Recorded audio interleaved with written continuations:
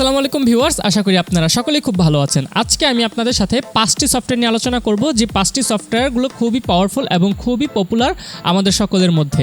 এবং আপনারা যদি এই 5টি সফটওয়্যারের মধ্যে কোনো সফটওয়্যার যদি অ্যাফোর্ড করতে না পারেন, যদি কিনে ব্যবহার করতে না পারেন, তো সেই ক্ষেত্রে আমি আরও 5টি সফটওয়্যার অল্টারনেটিভ নাম বলে দেব।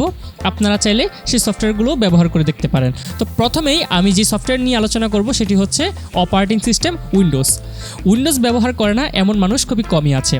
তবে বাংলাদেশে প্রায় 95 to 99% মানুষ উইন্ডোজ ক্র্যাক করে ব্যবহার করে। কেএমএস পিকো, কেএমএস অটো, আপনারা যাই বলেন না কেন, এদের কারোর প্রতি কিন্তু আপনার কোনো নিয়ন্ত্রণ নাই, ইভেন কোনো সংস্থারও কিন্তু নিয়ন্ত্রণ নাই। সুতরাং এই সফটওয়্যারগুলো দিয়ে যদি আপনারা আপনাদের উইন্ডোজটি ক্র্যাক করে ব্যবহার করেন, তাহলে সেই ক্ষেত্রে আপনাদের কম্পিউটারে ব্যাকডোর ক্রিয়েট হবে, যে ব্যাকডোরের মাধ্যমে বিভিন্ন ধরনের ম্যালওয়্যার, র্যানসামওয়্যার অ্যাটাক করতে পারে।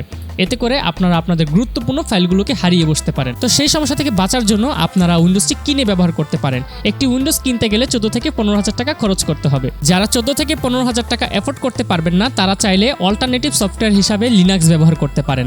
লিনাক্সের অনেকগুলো ডিস্ট্রিবিউশন রয়েছে, যার মধ্যে উবুন্টু হচ্ছে সবচেয়ে লাইট ওয়েট একটি সফটওয়্যার, এবং এর গ্রাফিক্যাল ইন্টারভিউ মোটামুটি উইন্ডোজের মতোই, আপনারা সহজে এটিকে ব্যবহার করতে পারেন। তবে আপনারা যারা জেনারেল ইউজার রয়েছেন, তারা যদি ফ্রিতে কোনো অপারেটিং সিস্টেম ব্যবহার করতে চান, তো সেই ক্ষেত্রে উবুন্টু আপনার জন্য বেস্ট চয়েস হতে পারে।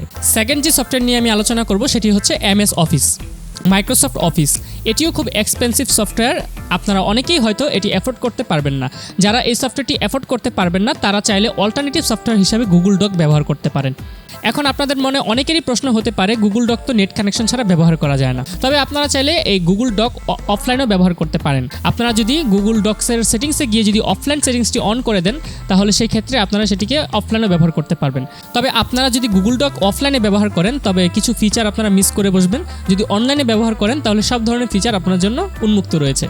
থার্ড যে সফটওয়্যারটি নিয়ে আমি আলোচনা করব সেটি হচ্ছে একটি photo editing software, Adobe Photoshop. এটি মান্থলি সাবস্ক্রিপশন বেসড একটি সফটওয়্যার, যা খুবই এক্সপেন্সিভ, এবং আপনারা যারা এই সফটওয়্যারটি অ্যাফোর্ড করতে পারবেন না, তাদের জন্য রয়েছে অল্টারনেটিভ একটি সফটওয়্যার, যার নাম হচ্ছে গিম্প।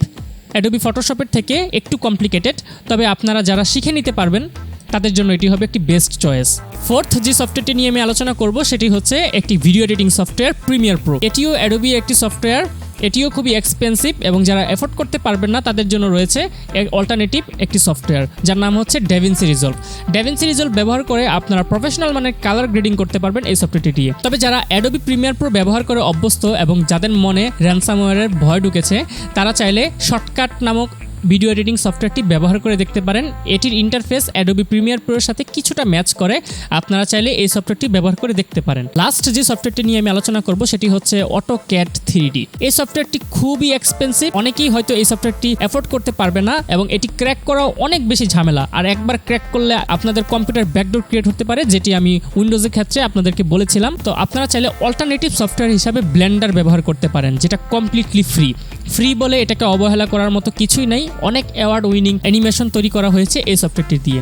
যারা নতুন করে অ্যানিমেশনের কাজ করতে চান, তারা চাইলে ব্লেন্ডার দিয়ে শুরু করতে পারেন। এই ছিল মেন 5টি সফটওয়্যার, এবং সেই সাথে অল্টারনেটিভ 5টি সফটওয়্যার। তবে যারা অ্যাফোর্ড করতে পারবেন, তারা চাইলে আপনারা কিনে ব্যবহার করতে পারেন। তবে অ্যাডোবির সফটওয়্যারগুলো খুবই এক্সপেন্সিভ। তবে উইন্ডোজ চাইলে আপনারা কিনে ব্যবহার করতে পারেন, কারণ Windows monthly subscription based software না।